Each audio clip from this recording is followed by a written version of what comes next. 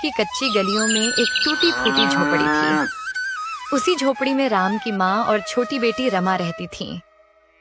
दोनों की हालत इतनी खराब थी कि कई कई दिन उन्हें आधा पेट या कभी बिना खाए ही सोना पड़ता। सुबह होते ही रमा अपनी माँ के लिए पानी भरती, चूल्हा सुलगाने की कोशिश करती, लेकिन घर में अनाज का दाना तक नहीं होता।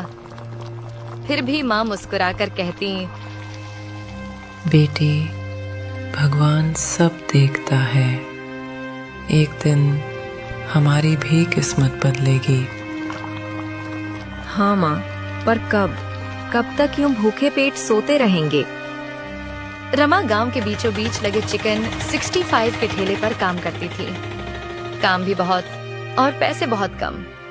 बर्तन धोना, ग्राहकों को प्लेट देना, सफाई करना, सब कुछ वही करती। मगर मालिक था बहुत खड़ूस।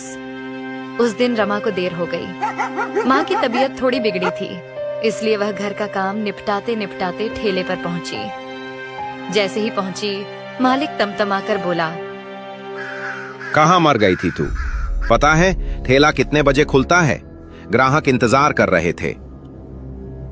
मालिक, माँ बीमार थीं, इसलिए थोड़ी देर हो गई, माफ कर दीजिए। माफी से पेट नहीं भरता। आज के तेरे पैसे कट।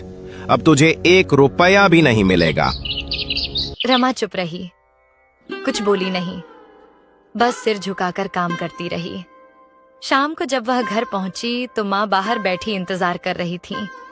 शायद बेटी कुछ खाने को लाएगी, लेकिन रमा के हाथ खाली थे। बेटी, क्या हुआ? आज कुछ नहीं लाई? मालिक ने पैसे ही नहीं दिए माँ, देर से पहुंचने के कारण। आज हमें भूखे पेट ही सोना होगा। कोई बात नहीं बेटा, अब तो आदत सी हो गई है। तू चिंता मत कर, कल अच्छा होगा।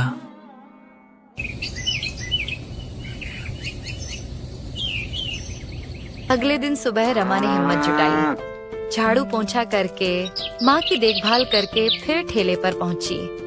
आज भीड़ ज्यादा थी। वह जल्दी जल्दी प्लेट बांट रही थी। तभी उसके हाथ से एक प्लेट गिरकर जमीन पर टूट गई। अरे नालायक, एक काम भी सही से नहीं होता तुझसे। अब इस प्लेट का पैसा कौन देगा? मालिक, माफ कीजिए, मैं उठा लेती हूँ। अब उठाकर क्या करेगी? खराब तो हो गया। तू बेकार है। बस अब बहुत हो गया। कल से यहाँ मत आना, निकल जा। मालिक, ऐसा मत कीजिए, मुझे पैसों की बहुत जरूरत है। मैं और कोई काम कहाँ ढूंढूंगी? मुझे कुछ सुनना नहीं। कल से तू यहाँ नहीं दिखनी चाहिए। रमा की आंखों से आंसू बहने लगे। वह ठेले से बाहर निकल आई। उसी वक्त एक बूढ़ा आदमी कोने में बैठा यह सब देख रहा था। उसका दिल पिघल गया। वह रमा के पीछे आया और बोला, बेटी, ठहरो। हाँ, मैंने सब देखा। तेरे साथ बहुत अन्याय हुआ। आप? मैं सोच रहा था, क्या तू मेरा ठेला चलाना चाहेगी? मगर मेरे पास ठेला कहाँ है?